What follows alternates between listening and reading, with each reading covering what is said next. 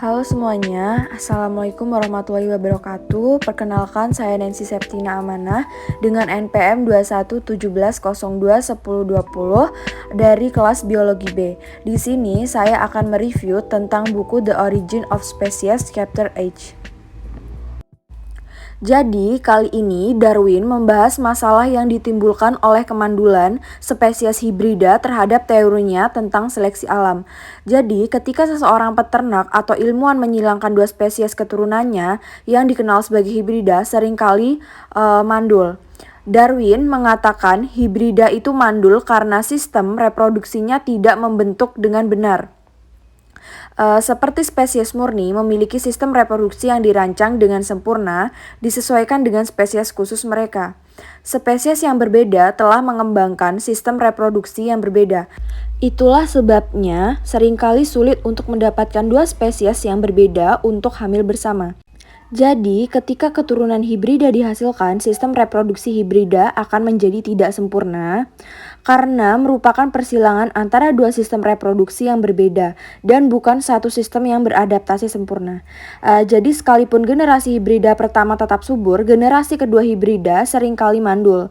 Persilangan spesies dengan kata lain mengubah sistem reproduksi yang berkembang sempurna pada spesies individu, membuat hasil yang mungkin terjadi adalah kemandulan.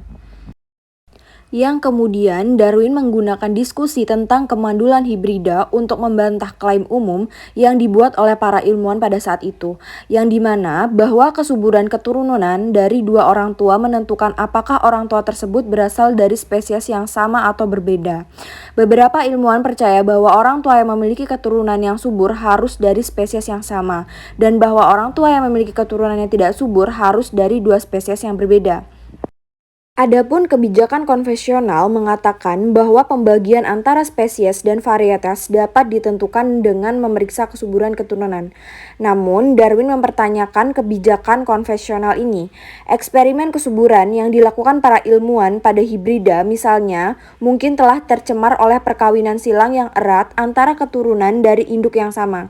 Dalam percobaan ini, perkawinan silang keluarga bukan hibridisasi orang tua mungkin menjadi penyebab infertilitas keturunan. Darwin juga mencatat kasus di mana serbuk sari dari spesies tanaman yang berbeda membuahi tanaman tertentu lebih banyak daripada serbuk sari dari anggota spesies yang sama. Darwin berpendapat bahwa seringkali alasan kemandulan organisme tertentu tidak diketahui. Dia lebih lanjut berpendapat bahwa jika para ilmuwan terlalu menekankan pada penggunaan kemandulan untuk membentuk spesies atau menentukan tanpa mengetahui penyebab pasti kemandulan, mereka berisiko mendapatkan definisi spesies dan varietas yang salah. Terdapat salah satu kesalahpahaman ilmiah yang disebut Darwin sebagai kedekatan sistematis, yaitu adalah bahwa spesies yang berbeda dapat berhasil menghasilkan keturunan yang subur hanya karena kesamaan struktural dan fisiknya.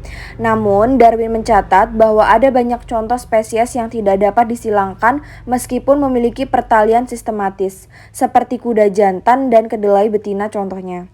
Kemampuan dua spesies untuk berhasil menyilang terkait dengan kesamaan antara sistem reproduksinya, bukan penampilan luarnya. Darwin menyatakan bahwa para ilmuwan tidak cukup tahu tentang sistem reproduksi sebagian besar spesies untuk memprediksi dengan pasti spesies mana yang berhasil mereka silangkan.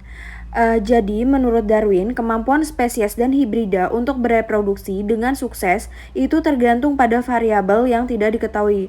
Darwin juga berpendapat bahwa sains tidak memiliki cara yang dapat diandalkan untuk membedakan antara spesies dan varietas. Sekian yang dapat saya sampaikan tentang buku The Origin of Species Chapter H. Saya akhiri, wassalamualaikum warahmatullahi wabarakatuh. Terima kasih.